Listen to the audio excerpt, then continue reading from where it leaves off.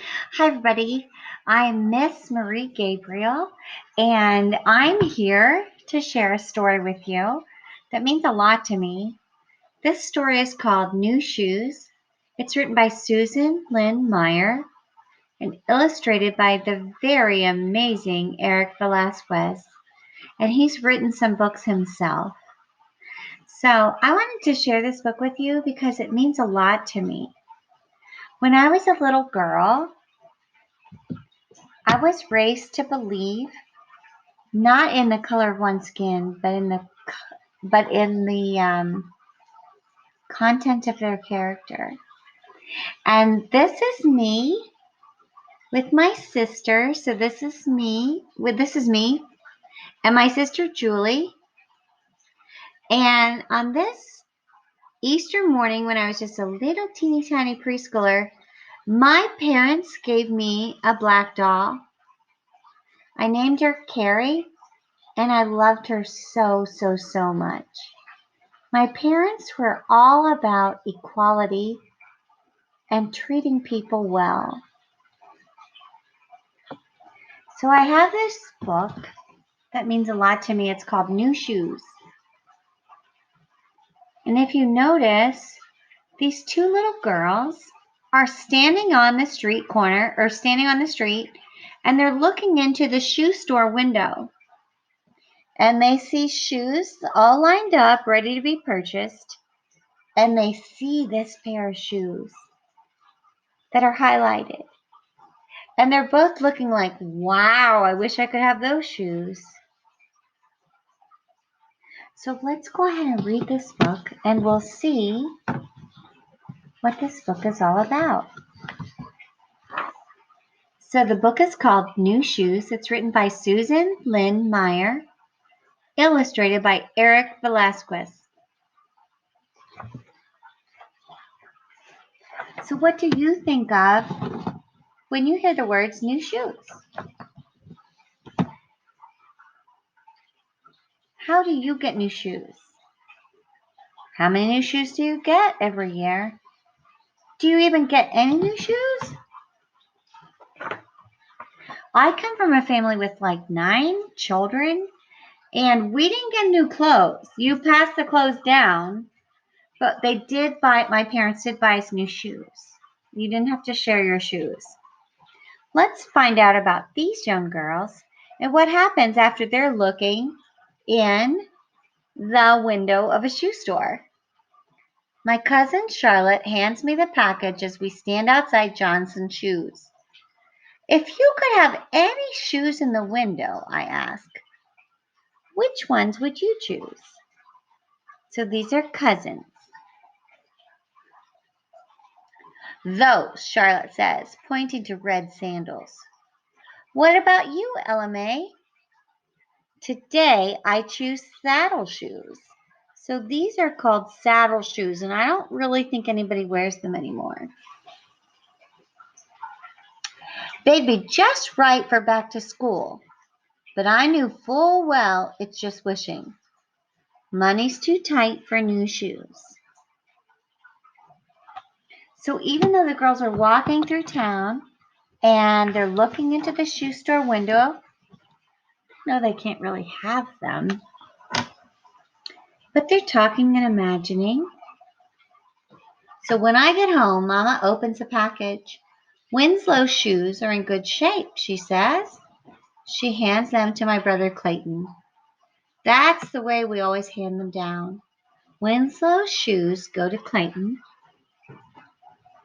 Charlotte's go to me. I clean Charlotte's old shoes, but when I put them on, they pinch my toes. I show Mama. Mama sighs. We'll just have to scrape together money for new shoes. Shoes I pick out myself? I can't believe it. On Saturday, we're going to Johnson's. So the mom and dad try to save money by passing down the shoes. But if the shoes don't fit, it's not good because it'll pinch your toes and you'll hurt all day. My cats are running like crazy in the apartment. On Saturday morning, when we walk in, the bell jingles. Mr. Johnson looks our way. Behind us, the door jingles again. A girl with yellow curls walks in with her daddy. Mr. Johnson heads towards them. Even though she walked in first with her mama, he goes to the white girl first. So we're already noticing something that's not fair. Oops. Mama and I walk to the back of the store and stand against the wall. That blonde girl tries on shoes, posing in front of the mirror. I sigh. Weren't we here first? But I know colored people always have to wait. Finally, the girl's daddy buys her a new pair of shoes. And they leave.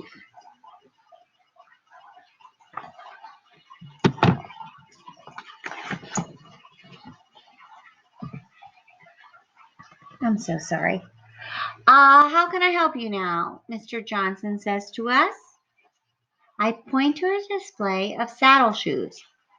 I want to try those on, sir, I say. I hear Mama sucking her breath. Oh, we'll do something different, Ella May, she says. We'll make a picture of your feet for Mr. Johnson. But, I start to say. Pencil and paper over there, gal, Mr. Johnson says to Mama. So are you already noticing something different? From the white girl to the black girl? From the white family to the black family? Is it fair? Oh, Mama traces my feet. Mr. Johnson takes the paper and comes back with a shoebox. Mama holds the shoes next to me. Mr. Johnson fidgets. Yes, I think these will fit, Mama says, and she counts our money. So do you notice Mama's tracing her feet? That she doesn't ever get to try the shoes on. Is that fair? I don't think so.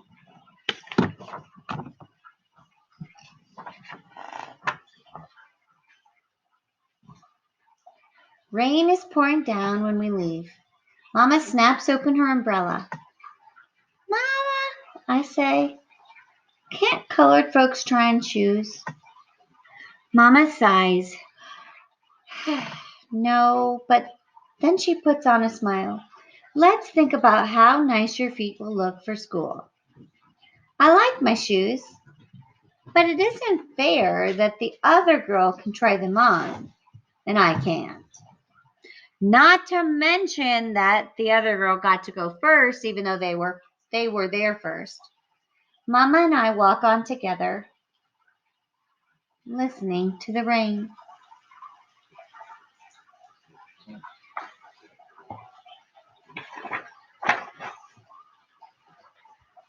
Here they are at school. The next day in the schoolyard, I show Charlotte my shoes. But then I tell about what happened at Johnson's. Charlotte nods. That's happened to me too, she whispers. Even though I have new shoes, I feel bad most of the day. But then, during spelling, I have an idea.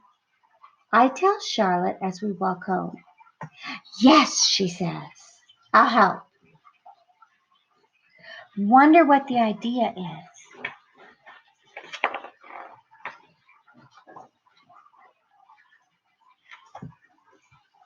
So Charlotte and I do chores. Here in this picture, they're washing dishes. Here they're scrubbing the floors, and here they're feeding babies. We scrub, we pick the last green beans, we mind babies. Most folks say they can't pay much. Never mind, I say. We'll work for a nickel and a pair of outgrown shoes.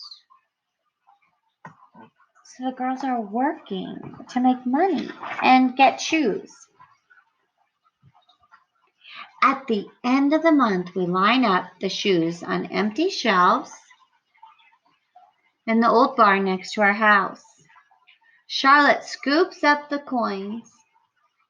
I'll go buy the polish, she says.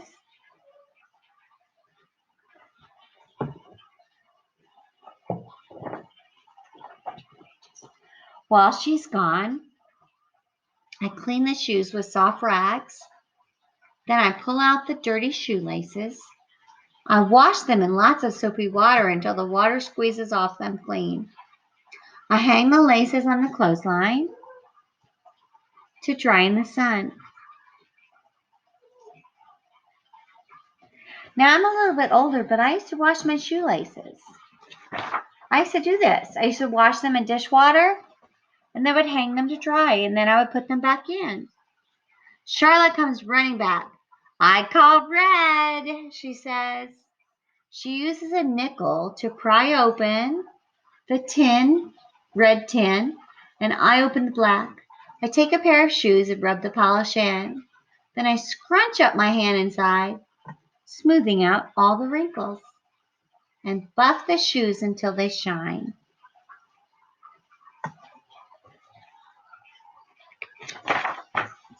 The sun has dried the laces.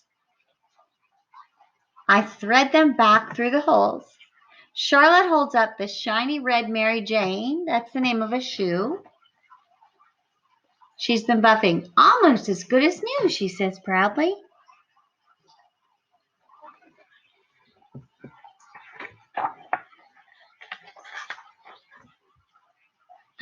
What do you see here? I see a lot of people lined up, and I see a sign, a yard sign that says Ellie Mae and Charlotte Shoes. Price, 10 cents and another used pair. So the neighbors know we're ready to open even before the paint on our sign is dry. Ellie Mae and Charlotte Shoes, it says. Price, 10 cents and another pair of shoes. Mrs. Douglas peeps in the barn door, holding little Laura's hand. Right behind them, I see more neighbors coming. So what has Ella Mae and Charlotte done? They've created a shoe store themselves as little girls. Look at this, Mrs. Douglas marvels. No need to go to Johnson's now. Then she hesitates. Last time the shoes from Johnson's gave my Laura blisters, she says. Can she try these on to see which one fits best? Charlotte and I smile. We hold our heads up proud. Yes, ma'am, she can, I say loud and clear. In our store, anyone who walks in the door can try on all the shoes they want.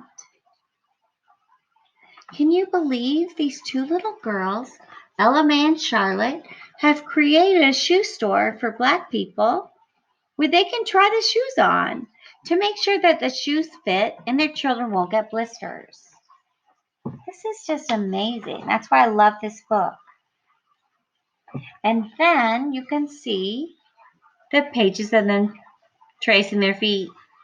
So what I used to do every year is I challenge my children in my class to trace their feet. And then I wanted the children to write into the paper if they've ever experienced discrimination like that, where the rules for the white people were different than the rules for the Black or African American people. So if you have a piece of paper, take off your shoes, even take off your socks, and trace your feet. And then inside the tracings, you're going to say when you felt that you were discriminated against, when the rules weren't fair for you, and that they were different for the white people than they were for the Black people. Right? And then someday you can post it up and let your thoughts be known. Okay? If you were in my class, I'd put them up on the wall. But unfortunately, with virtual learning, we can't really put it up. But you can put it up in your bedroom. You can put it up in your family room. Whatever your parents agree to. Could you maybe even trace everyone's feet in the whole family? If you have different pieces of paper. And then you'll always remember how Ella May and Charlotte created their own shoe store where African American and Black students and children could actually try on their shoes. It's important. It's important. And I'm so happy you joined me today. I'll see you another time. Bye-bye.